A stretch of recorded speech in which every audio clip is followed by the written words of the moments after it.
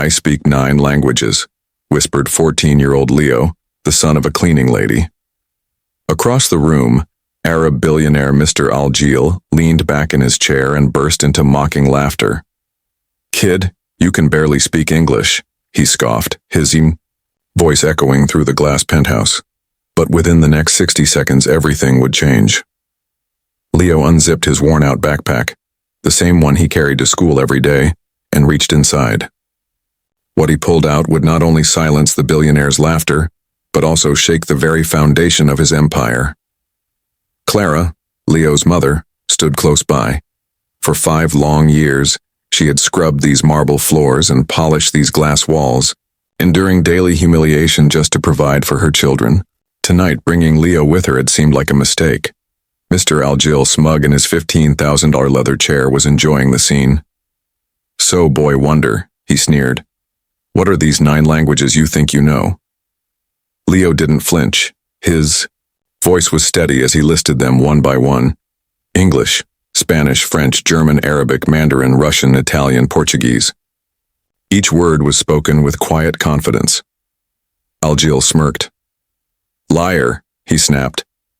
He loved moments like this, reminding people of their place, exercising his power, crushing dignity under his wealth. Clara's hands shook. She feared the outcome. If she lost this job tonight, her family would have nothing to eat.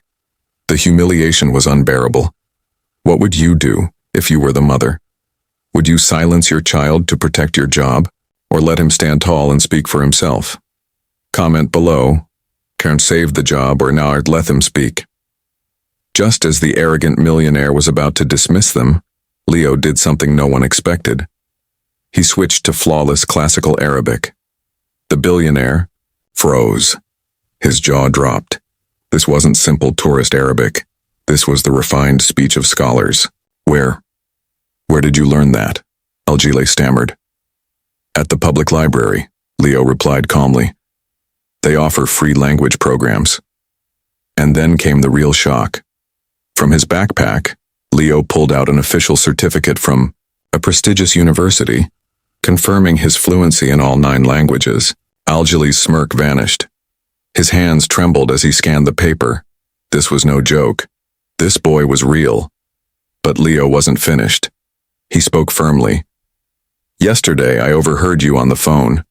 You made serious mistakes in your international contract, mistakes that could cost you millions. I stayed up all night preparing a detailed plan to fix it." Leo placed another file on the desk. Inside was a precise professional proposal, one that could save the company hundreds of millions of dollars. Clara gasped, tears filling her eyes. She had no idea her son carried such brilliance. The arrogant man who had mocked them now sat, speechless, realizing his empire had just been rescued by a child. For the first time in 5 years, Mr. Al-Jil looked at Clara, not as a servant, but as the mother of a genius. His voice cracked. "Clara, I was wrong. From today, you are no longer a cleaner. You will hold an executive role with the pay and respect you deserve." Clara's tears flowed freely, her body trembling with relief. "And Leo," the billionaire continued, "you will become this company's youngest consultant. In your honor, I will also fund scholarships for disadvantaged children like you, the ones the world forgets." The boy who had been laughed at now stood victorious. The man who mocked him now bowed his head in regret. And the lesson was clear. True worth is not measured by money, but by knowledge, courage, and dignity. Never underestimate the strength of a child who dares to rise above cruelty. Have you ever been underestimated only to prove everyone wrong? If you believe intelligence and dignity are priceless, share this story. And don't forget to subscribe for more powerful stories where knowledge becomes the ultimate power.